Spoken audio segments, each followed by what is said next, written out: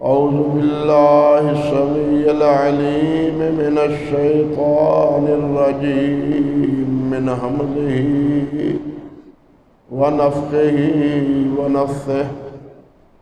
بسم الله الرحمن الرحيم.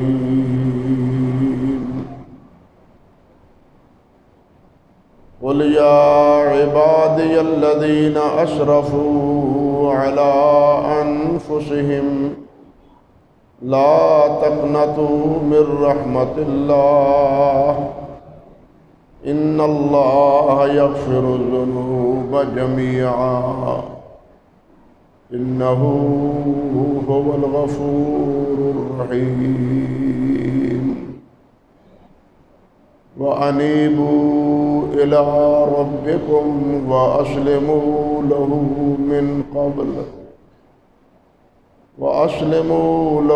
من قبل أن يأتيكم العذاب ثم لا تنصرون. سبحان ربك رب العزة عما يصفون وسلام على المرسلين والحمد لله رب العالمين.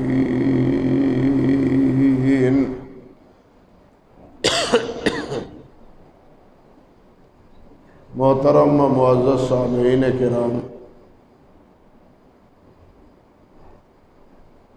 یہ سورۃ الزمر کے چھٹے رکوع کی پہلی دو آیات مبارکہ ہیں جو میں نے خطبے کے دوران آپ کے سامنے تلاوت کی. رمضان المبارک سے پہلے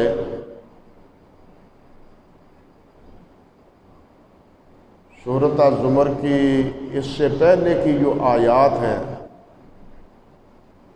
ان کی تعبیر، تفہیم اور ان کی تفسیر آپ کے سامنے ذکر کر رہا تھا.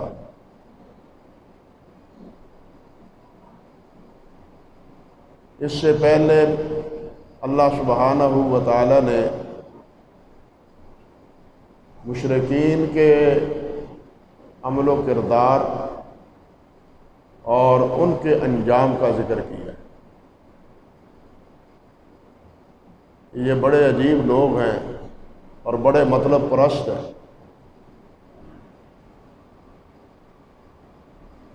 کہ جب انہیں کوئی مشکل پیش آتی ہے تو اللہ سبحانہ و تعالیٰ کی طرف رجوع کرتے ہیں، اور جب ہم وہ مشکل دور کر دیتے ہیں تو وہ ہمیں بالکل بھول جاتے ہیں. اس منافقانہ ان کے عمل و کردار کا نتیجہ کیا ہوگا اس کے بارے میں بھی اللہ سبحانہ و تعالیٰ نے آگاہ کر دیا کہ اس کا انجام جہنم ہے اور برا ہے. یہ ساری باتیں بتلانے کے بعد اب اللہ سبحانہ و تعالی نے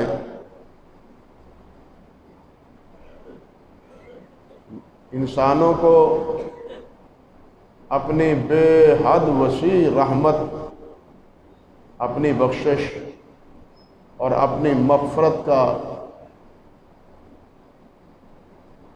مژدہ جاں فضا وہ سنایا ہے، اس سے آگاہ فرمایا ہے. اللہ اکبر. قرآن مجید کا عمومی اسلوب ہے کہ کافروں کے ساتھ مومنوں کا تذکرہ ہوتا ہے، جہنم کے ساتھ ساتھ جنت کا ذکر ہوتا ہے، اللہ ذوالجلال والاکرام کے عذاب کے ساتھ ساتھ اللہ ذوالجلال کی بخشش، مغفرت اور رحمت کا بھی ذکر ہوتا ہے.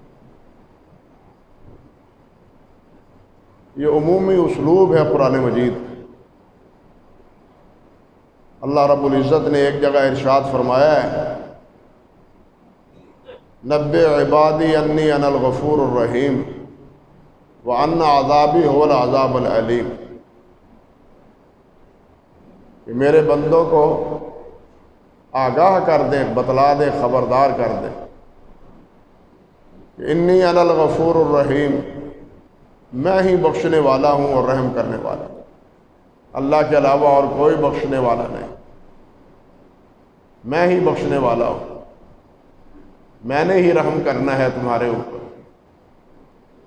لیکن یہ بھی سن لو وَأَنَّ عَذَابِي هُوَ الْعَذَابُ الْأَلِيمُ، کہ میرا عذاب بھی بڑا دردناک اور بڑا خوفناک ہے۔ جہاں میری رحمت بڑی وسیع ہے، وہاں میرا عذاب بھی بڑا خوفناک اور بڑا سخت۔ بالکل یہی اسلوب یہاں بھی ہے کہ مشرکین کا انجام بتلا دینے کے بعد اللہ فرماتے ہیں قُلْ يَا عِبَادِيَ الَّذِينَ أَسْرَفُوا عَلَىٰ أَنفُسِهِمْ لَا تَقْنَطُوا مِن رَحْمَةِ اللَّهِ، اے میرے نبی محمد صلی اللہ علیہ وسلم انہیں کہہ دیں، میرے بندوں کو کہہ دیں، بتلا دیں۔ کون سے میرے بندے؟ جنہوں نے اپنے آپ پر زیادتی کی، اپنے آپ پر ظلم کیا ہے، میری نافرمانی کی ہے، فتنہ فساد بپا کیا ہے۔ لا تقنطوا من رحمت اللہ، اللہ کی رحمت سے نا امید نہ رہو، مایوس نہ ہو اللہ کی رحمت سے۔ اللہ کی رحمت بہت وسیع ہے، میری رحمت سے نا امید نہیں رہنا۔ اللہ اکبر کبیرہ۔ یہاں فرمایا کہ یہ جو ظلم تم کرتے ہو اس میں میرا کوئی نقصان نہیں۔ اسرفوا علی انفسہم، اپنے آپ پر تم ظلم کرتے ہو۔ بظاہر تو تم کسی پر ظلم کر رہے ہو، کسی پر زیادتی کر رہے ہو، کسی کا مال ہڑپ کر رہے ہو، کسی کو اپنی دھونس دھاندلی سے مار پیٹ رہے ہو، قتل کر رہے ہو۔ تم سمجھتے ہو کہ ہم نے اپنا مقصد پورا کر لیا، نہیں، یہ سب کچھ تم نے اپنے آپ پر زیادتی کی، اور اس زیادتی کا انجام تمہیں بھگتنا ہی پڑے گا۔ اللہ سبحانہ و تعالیٰ نے دوسرے مقامات پر بھی یہی بات ارشاد فرمائی کہ تمہارے ان فتنوں اور فساد اور تمہاری ان نافرمانیوں کا وبال تمہارے اوپر ہے، میرے اوپر کچھ نہیں، میرا کچھ نہیں بگڑتا۔ نافرمانیاں کر کے میرا نہیں کچھ بگاڑتے، تم اپنا بگاڑتے، اپنا نقصان کرتے۔ جس طرح سورۃ ابراہیم میں اللہ سبحانہ و تعالیٰ نے حضرت موسیٰ علیہ السلام کی بات ذکر کی ہے، وَقَالَ مُوسَىٰ إِن تَكْفُرُوا أَنتُم وَمَن فِي الْأَرْضِ جَمِيعًا فَإِنَّ اللَّهَ لَغَنِيٌّ حَمِيدٌ۔ موسیٰ علیہ السلام نے فرمایا اگر تم کافر بن جاؤ، تم سب کافر ہو جاؤ، وَمَن فِي الْأَرْضِ جَمِيعًا، حتیٰ کہ زمین میں جتنے انسان ہیں وہ سب کافر ہو جائیں، وہ سب کافر ہو جائیں، فَإِنَّ اللَّهَ لَغَنِيٌّ حَمِيدٌ، اللہ سبحانہ و تعالیٰ تم سے بے پرواہ ہے اور وہ تعریف کیا ہوا ہے۔ تم تو کافر ہو جاؤ گے لیکن اللہ کی تعریف کرنے والے فرشتے، بلکہ ہر چیز، جمادات کیا، شجر و حجر کیا، ہر چیز اللہ سبحانہ و تعالیٰ کی تسبیح کر رہی ہے۔ اللہ تمہاری تسبیحات سے بھی بے نیاز ہے، اور تمہارے کفر اور تمہارے شرک اور تمہارے انکار اس سے بھی بے نیاز ہے۔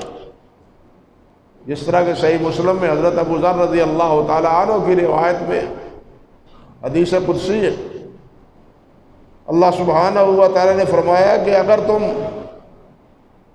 سارے انسان اتقى خلق اللہ، میری مخلوق میں سب سے زیادہ متقی اور پرہیزگار بن جاؤ تو میری سلطنت میں ایک ذرہ بھر رتی بھر بھی اضافہ نہیں ہوگا تمہاری پرہیزگاری سے، اس کا تمہیں ہی فائدہ ملے گا۔ اور اگر تم سارے مل کے اکفر سب سے بڑے کافر بن جاؤ، سب فرعون بن جاؤ، سب ابی بن خلف بن جاؤ، سب عبداللہ بن ابی بن جاؤ، جو بڑے بڑے کافر اور منافق تھے، تو تمہارے تمام انسانوں کے کافر مرتد ہو جانے کے نتیجے میں اللہ ذوالجلال کا کوئی نقصان نہیں ہو۔ یہ شمس و قمر، یہ ستارے اور یہ ہوائیں، یہ سمندر اور یہ ندی نالے، یہ اسی طرح بہتے رہیں گے اور بہہ رہے ہیں، بلکہ تمہارے پیدا ہونے سے پہلے سے بہہ رہے ہیں۔ یہ سورج چاند تمہارے پیدا ہونے سے پہلے کہ چل رہے ہیں اور یہ سلسلہ سر انجام دے رہے ہیں۔ تمہارے کفر سے ان کا کوئی نقصان نہیں، میرا کوئی نقصان نہیں، ان میں کوئی رکاوٹ نہیں۔ زمین و آسمان کا یہ سارا نظام بدستور چلتا رہے گا۔ تم کافر بننا چاہتے ہو تو بن جاؤ، میرا کیا بگاڑو گے، اپنا نقصان کرو۔ یہاں بھی اللہ ذوالجلال والاکرام نے جس بات کا اشارہ فرمایا ہے وہ یہ کہ یا عبادی الذین اسرفوا علی انفسہم، کہ اے میرے بندو جنہوں نے اپنے آپ پر زیادتی کی ہے۔ تم سمجھتے ہو کسی کا حق مار کے ہم نے جناب میدان جیت لیا، میدان مار لیا؟ یہ جتنے قبضہ گروپ ہیں وہ سب یہی سمجھتے، وہ حکمران ہوں، رعایا ہوں، ہر درجے میں جو بھی گھپلا کرتا ہے وہ سمجھتا ہے کہ میں یہ جو لوٹ مال کر رہا ہوں بس میرا تو موج میلہ ہو رہا ہے۔ یہ موج میلہ نہیں ہو رہا، یہ تم اپنے آپ پر زیادتی کر رہے ہو۔ یہ جو آپ آج کسی کا حق مار کے عیش و عشرت کرتے ہو، یہ عیش چند دن کی ہے، اس کا انجام تمہیں بالآخر بھگتنا پڑے گا۔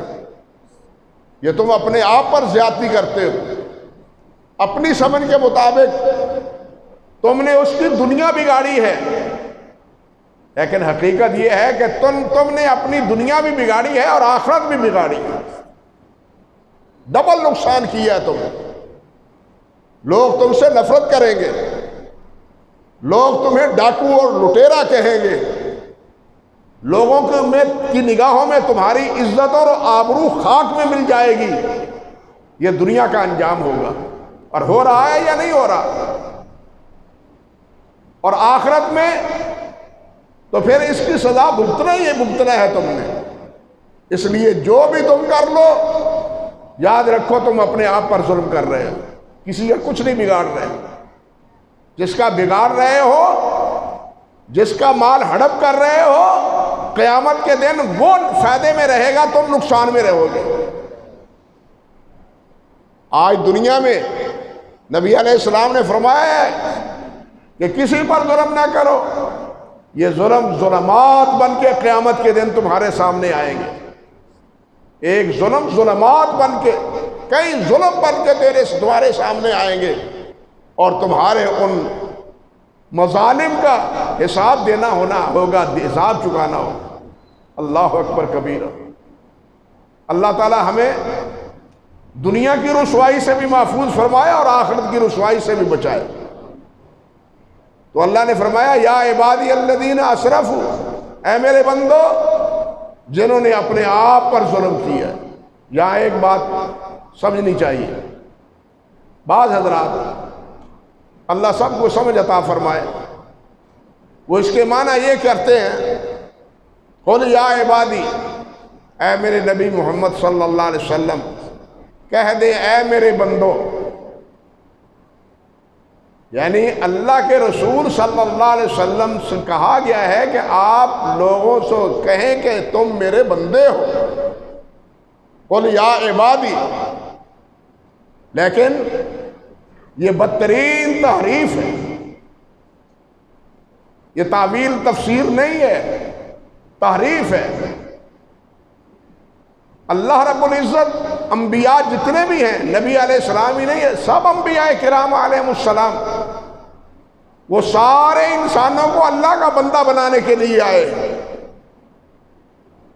مخلوق کی غلامی سے نکال کے خالق کا غلام بنانے کے لیے آئے۔ ان کی زندگی کا مشن ہی یہ تھا کہ وہ سب اللہ رب العزت کی عبادت اور اللہ کی بندگی کا دعویٰ کرتے تھے۔ اللہ سبحانہ و تعالیٰ نے ایک جگہ ارشاد فرمایا ہے، ما کان لبشر ان یؤتیہ اللہ الکتاب والحکم والنبوۃ ثم یقول للناس کونوا عبادا لی من دون اللہ۔ کسی انسان کو جس کو میں کتاب دوں، حکم عطا فرماؤں، حکمت دوں، نبوت عطا فرماؤں، نبوت دوں، کتاب دوں، ثم یقول، پھر وہ یہ کہے کسے؟ لوگوں کو، للناس، کونوا عبادا لی، میرے بندے بن جاؤ، میرے بندے بن جاؤ۔ فرمایا کوئی رسول یہ نہیں کہہ سکتا، کوئی رسول یہ کہہ سکتا نہیں اللہ کے علاوہ میرے بندے بن جاؤ، ولیکن کونوا ربانیین، بلکہ تم ربانی بنو، اللہ والے بنو، اللہ سے جڑو، اللہ سے تعلق مستحکم کرو۔ وہ تمہیں اللہ سے جوڑنے کے لیے آیا ہے، اپنے ساتھ جوڑنے کے لیے نہیں آیا۔ نبی اپنے ساتھ نہیں جوڑتا، نبی کی اطاعت فرما برداری فرض ہے، لیکن نبی جوڑتا کس سے؟ تعلق کس سے وابستہ کرتا ہے؟ اللہ وحدہ لا شریک سے، کہ سب اللہ رب العزت کے بندے بنو اور اللہ کے ساتھ جڑ جاؤ۔ اللہ اکبر کبیرہ۔ صحیح مسلم میں حضرت ابو ہریرہ رضی اللہ تعالی عنہ کی روایت ہے، فرماتے ہیں لا یقولن احد عبدی فکلکم عبید اللہ۔ نبی علیہ السلام نے فرمایا کوئی کسی کو نہ کہے عبدی میرا بندہ، عبدی میرا بندہ، کوئی کسی کو نہ کہے۔ تم سب کے سب اللہ کے بندے ہو، تم سب کس کے بندے ہو؟ اللہ کے بندے ہو۔ جب اللہ کے رسول کسی کو یہ اجازت نہیں دیتے تو کیا اللہ کے رسول صلی اللہ علیہ وسلم اپنے بارے میں فرما سکتے ہیں کہ تم میرے بندے ہو؟ معاذ اللہ ثم استغفر اللہ، قطعاً نہیں۔ یہ عباد اللہ عبداللہ کی بجائے یا عبد الرحمن کی بجائے عبد العزیٰ، عبد المسیح، یہ نام کون رکھتا تھا؟ مشرکین رکھتے تھے۔ شاہ ولی اللہ رحمۃ اللہ علیہ نے حجت اللہ البالغہ میں مشرکین کے انواع اور اقسام ذکر کیے کہ کتنے قسم کا شرک ہوتا تھا، اور ان کے خیالات تھوڑے تھوڑے مختلف تھے۔ وہ فرماتے ہیں کہ بعض تو وہ ہیں منہم من نسیہ جلال اللہ بالکلیہ، بعض وہ ہیں جو اللہ ذوالجلال کی عظمت کو بالکل بھلا چکے ہیں، نسیہ منسیہ کر چکے، ان کی زبان پر اللہ کا نام نہیں آتا، اللہ سے وابستگی کا اظہار نہیں ہوتا، اللہ سے محبت اور اللہ سے پیار نہیں ہوتا، بلکہ ان کی تمام چاہتیں اور تمام محبتیں اپنے معبودوں کے ساتھ ہوتی ہیں۔ فرماتے ہیں فَجَعَلَ لَا يَعْبُدُ إِلَّا الشُّرَكَاءَ وَلَا يَرْفَعُ حَاجَتَهُ إِلَّا إِلَيْهِمْ وَلَا يَلْتَفِتُ إِلَى اللَّهِ أَصْلًا۔ وہ پکارتے ہیں تو اپنے معبودوں کو، وہ عبادت کرتے ہیں تو اپنی معبودوں کی، اللہ رب العزت کو نہیں پکارتے۔ ہمارے ہاں یہ بیماری پائی جاتی ہے، یہ تو وہ مشرک تھے، ہمارے ہاں بھی یہی بیماری پائی جاتی ہے، اٹھتے بیٹھتے یا علی مدد یا علی مدد، اللہ سے مدد تو ختم ہی ہو گئی۔ انا للہ و انا الیہ راجعون۔ اور دوسری قسم ومنہم من اعتقد ان اللہ هو السید وهو المدبر، وہ بھی مشرک تھے جو کہتے تھے کہ اللہ ہی سردار ہے، اللہ ہی مالک ہے، سید مالک ہے، اور وہی مدبر الامور ہے، تمام انسانوں کی قسمت کا فیصلہ کرنے والا اللہ ہے، زمین و آسمان کے نظام کو چلانے والا، اس کی تدبیر کرنے والا وہ صرف اللہ ہے، وہ یہ مانتے تھے۔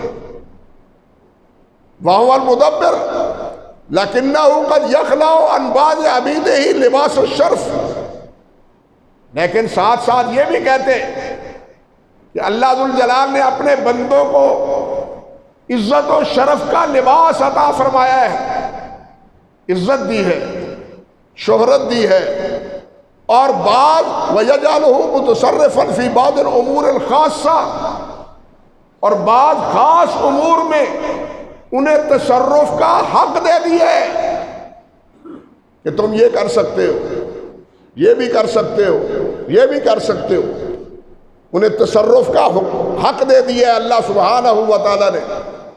اور یہ بھی کہتے ہیں کہ وہ اللہ ذوالجلال والاکرام کہ ہاں جن کی سفارش کرے اللہ ان کی شفاعت کو رد نہیں کرتے، یہ عقیدہ رکھتے ہیں ان کے بارے میں۔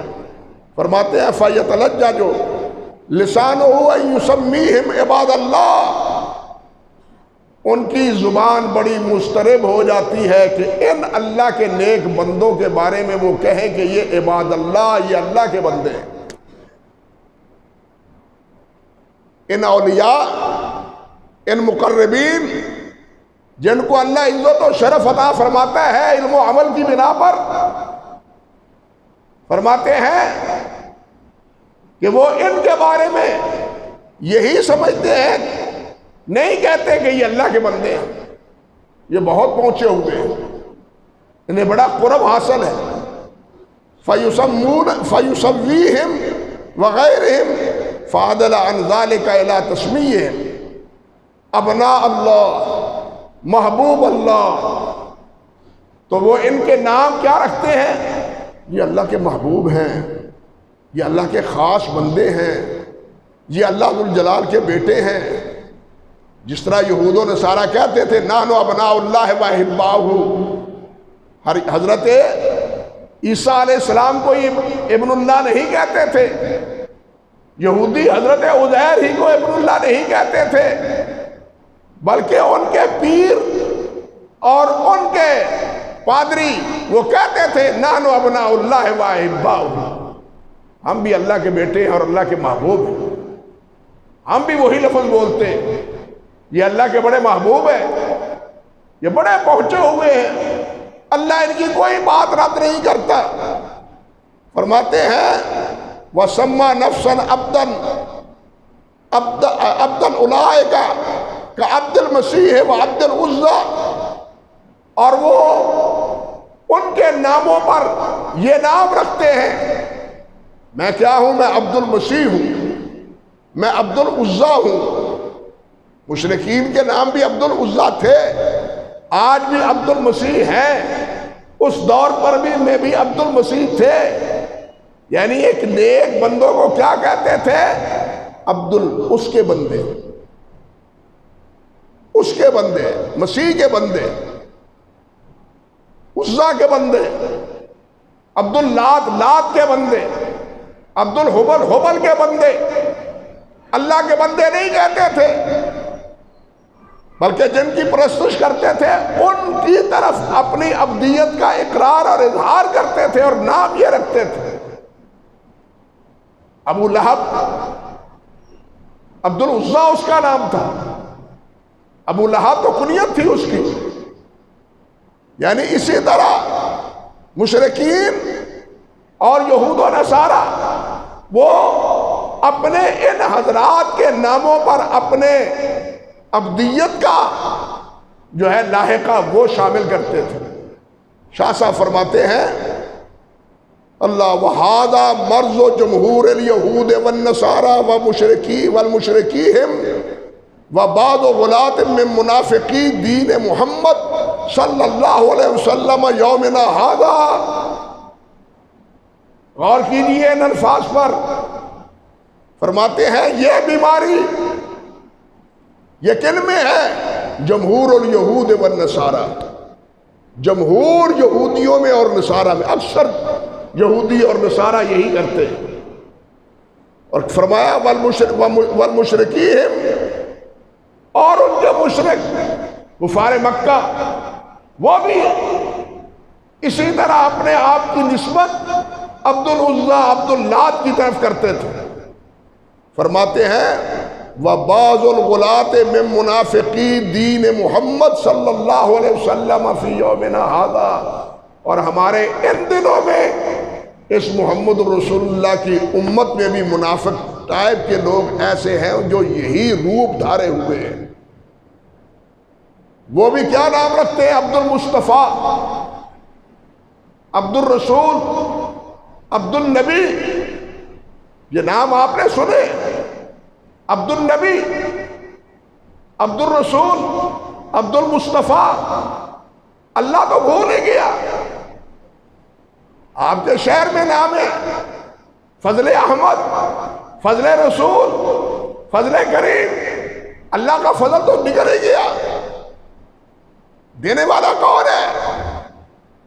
اولاد دینے والا، یہ فضل کرنے والا کون ہے؟ اللہ۔ یہب لمن یشاء اناث ویہب لمن یشاء الذکور۔ جس کو چاہتا ہے بیٹے دیتا ہے، جس کو چاہتا ہے بیٹیاں دیتا ہے۔ یہ اولاد دینے کس کے اختیار میں ہے؟ اللہ کے اختیار میں۔ وہ چاہے تو جوانی میں نہ دے، چاہے تو بڑھاپے میں مالا مال کر دے، چاہے تو جوانی میں نہ دے۔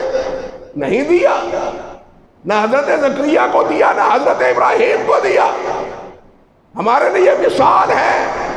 بڑھاپے میں بھی اللہ ذوالجلال نے 80 سال کے بعد ابراہیم علیہ السلام کو پہلے اسماعیل اور پھر اسحاق عطا فرمایا جب چاہے۔ اور حضرت زکریا کو بھی بالکل بڑھاپے میں حضرت یحییٰ عطا فرمایا۔ بلکہ جب بشارت دی تھی ابراہیم علیہ السلام کو حضرت اسحاق کی، تو بیوی نے فسقت وجہ، ہائے، جیسے عورتیں کرتی ہیں بات کرتے ہوئے منہ پہ ہاتھ رکھتی ہیں، ہائے اس عمر میں بیٹا، ہائے اس عمر میں بیٹا، یہ کیا بشارت ہے؟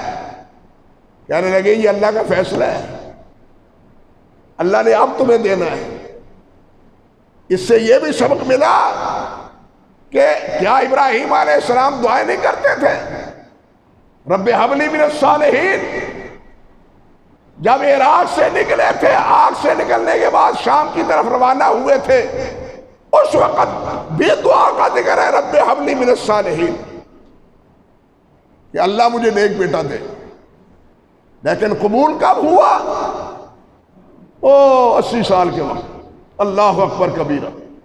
قبولیت کا بھی اختیار کس کے پاس ہے؟ اللہ کے پاس۔ یہ ساری باتیں بتلاتی ہیں کہ دینے والا اللہ ہے، ہم سب غلام ہیں اس کے، ہم سب بندے ہیں اس کے۔ اور اللہ ذوالجلال والاکرام نے قرآن مجید میں کہیں تو عبدی کہا ہے، کہیں عبدنا عبادنا کہا ہے، کہیں عبدنا کہا ہے، کہیں عبادی کہا ہے، کہیں عبدہو کہا ہے۔ اپنے بندوں کو ان نسبتوں سے اللہ ذوالجلال نے قرآن مجید میں ذکر کی ہے۔ اللہ تو ان کو اپنا بندہ کہتے ہیں۔ یہ بات آگے آئے گی انشاءاللہ، بتلاؤں گا دلائل سے کہ مشرک کافر، وہ جتنا بڑا کافر ہو، وہ بہرحال اللہ کا بندہ ہے، بہرحال بندہ اللہ ہی کا ہے۔ وہ بغاوت کر جائے، ارتداد اختیار کر جائے، اللہ سے روح منہ موڑ لے، لیکن ہے اللہ کا بندہ، پیدا اللہ نے ہی اس کو کیا ہے، رزق اللہ ہی اس کو دیتا ہے، سانس لینے کی توفیق اللہ ہی دیتا ہے، چلنے پھرنے کی توفیق اللہ ہی دیتا ہے، کوئی اور نہیں دیتا۔ اللہ اکبر کبیرہ۔ حضرت عبداللہ بن عباس رضی اللہ تعالی عنہ، صحیح بخاری میں ہے یہ روایت، حضرت عبداللہ بن عباس فرماتے ہیں کہ بعض مشرکین نبی علیہ السلام کی خدمت میں حاضر ہوئے اور عرض کرنے لگے، حضور ہم سے بہت ظلم ہوا ہے، بہت گناہ ہوئے ہیں، کفر و شرک ہی نہیں، بہت سے گناہ ہوئے ہیں، ان کے علاوہ بھی کیا ان کا کوئی مداوع ہے؟ کیا ان کا کوئی کفارہ ہے ہمارے گناہوں کا؟ یہ سوال کیا تو پہلے اس کے جواب میں اللہ سبحانہ و تعالیٰ نے سورۃ الفرقان کی یہ آیات نازل فرمائیں، والذین لا يدعون مع اللہ الہا آخر ولا يقتلون النفس التي حرم اللہ الا بالحق ولا يزنون ومن يفعل ذلك يلقى عصاما يضاعف له العذاب يوم القيامة ويخلد فيه مهانا إلا من تاب وآمن وعمل عملا صالحا فأولئك يبدل الله سيئاتهم حسنات وكان الله غفورا رحيما۔ سورۃ فرقان کی یہ آیات اللہ فرماتے ہیں کہ جو مشرک نہیں ہے، قتل نہیں کرتے، بدکاری نہیں کرتے، نافرمانیاں نہیں کرتے، وہ کیا ہے؟ اللہ ذوالجلال ان کے لیے نجات کا راستہ پیدا کر دے گا، بخشش والا ہے، مغفرت والا ہے، جو توبہ کر لیتا ہے، جو رجوع کر لیتا ہے۔ لیکن جو شرک کرتا ہے اور بدکاریاں کرتا ہے، فتنہ فساد پیدا کرتا ہے، فرمایا یلقا عصاما یضاعف لہ العذاب یوم القیامہ، قیامت کے دن بہت ڈبل عذاب ان کو دیا جائے گا۔